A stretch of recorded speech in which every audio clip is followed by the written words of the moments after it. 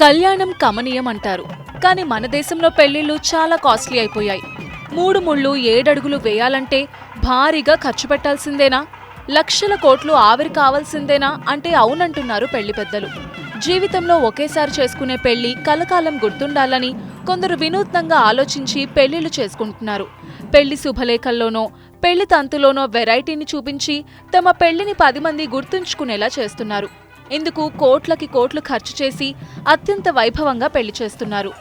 గతేడాది నవంబర్ 14 నుండి డిసెంబర్ 14 మధ్యకాలంలో దాదాపు 32 లక్షల వివాహాలు జరిగాయని confederation of all India traders అధ్యయనంతో తేలింది. ఈ పెళ్లి తంతు ఖర్చు తక్కువేం కాదు, అక్షరాల 3,75,000 కోట్లు ఖర్చు చేశారని తెలిసింది.